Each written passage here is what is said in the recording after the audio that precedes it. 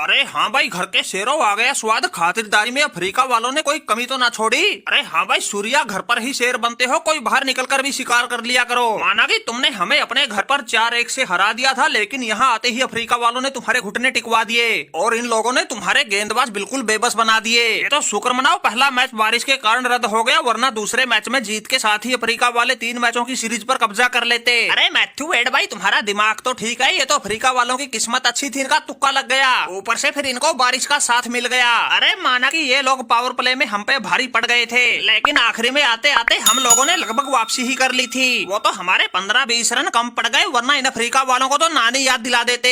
एक तो बारिश के कारण हमारी पारी 19.5 ओवर की ही हुई, जिसमें 3 गेंद वैसे ही खराब चली गई। उससे भी बड़ी बात भाई, आखिरी ओवर में हमारे रिंकू सिंह को स्ट्राइक ही ना मिली, वरना 180 पर रुका स्कोर 200 के पास जाना था। जिस तरह से इसने 19वें ओवर की आखिरी 2 गेंदों पर लगातार 2 छक्के लगा के इस मार्करम को अपना निशाना बना के अपने इरादे साफ किए थे, उससे बिल्कुल साफ दिख रहा था अगर ये स्ट्राइक पर होता तो खेलने के लिए भले ही 3 गेंदें मिलती, लेकिन 15-20 रन तो उन पर भी कूट देता। अरे सूर्या भाई, अगर हमें स्ट्राइक मिल जाती फिर तो 20वां ओवर भी पूरा हो जाता। ये तो हमारे लगातार जड्डू और रसदीप के विकेट गिर गए, उसमें समय खराब हो गया, वरना जब तक बारिश आती इस ओवर में मैं 28-30 रन कूट के स्कोर को 200 के पार पहुंचा देता। फिर इन अफ्रीका वालों को 15 ओवर में 152 की बजाय 170-72 का टारगेट मिलता, जो इनसे कभी भी हासिल नहीं होना था। फिर इस मार्करम को भी मैथ्यू वेड की तरह बैठ के रोना था।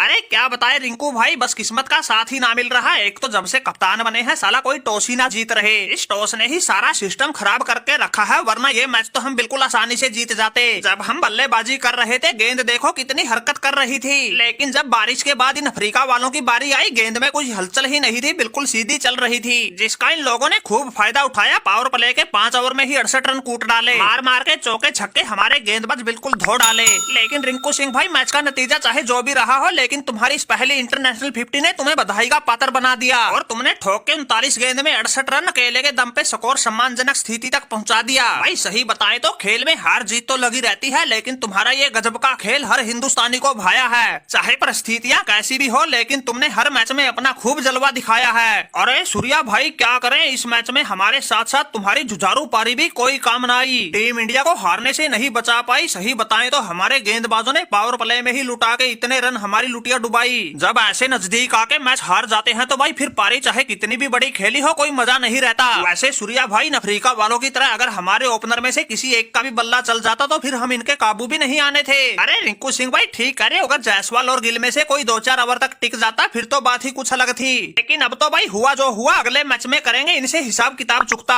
अब तो ऐसा लग रहा है जैसे मार्करम ने बादलों के साथ बिल्कुल फिक्सिंग कर रखी हो, जब मन करता है बरसा देता है, हमारा बंटाधार करवा देता है। अरे मार्करम भाई, इस मैच में तो तुम्हारा तुक्का लग गया, लेकिन अगले मैच में नहीं बख्शे जाओगे। माना कि ये सीरीज हम नहीं जीत सकते, लेकिन जीतने तुम्हें भी नहीं देंगे, बराबरी पर लाके छोड़ेंगे। अरे सूर्या भाई, एक बार तो फोड़ लो मन के लड्डू, लेकिन ये तो समय बताएगा तुम सीरीज को बराबरी पर लाओगे या मार्करम 2-0 से जीतेगा। अरे ये तो शुक्र मनाओ इस मैच में भी हमारा एक ओपनर वो रन आउट हो गया, वरना ये मैच तो हमने 10 ओवर में ही निपटा देना था। ऊपर से हमें पावर प्ले भी सिर्फ 5 ओवर का मिला, अगर हमें पूरे 6 ओवर मिल जाते तो हमारा रेजा हेंड्रिक स्कोर को पावर प्ले में ही 100 तक पहुंचा देता। मार मार के चौके छक्के तुम्हारे सभी गेंदबाजों को बावला बना देता, उनको लाइलात ही भुला देता। चलो कोई बात ना, अगले मैच में भी तुम्हें ऐसे ही लपेट के सीरीज को 2-0 से अपने नाम कर लेंगे।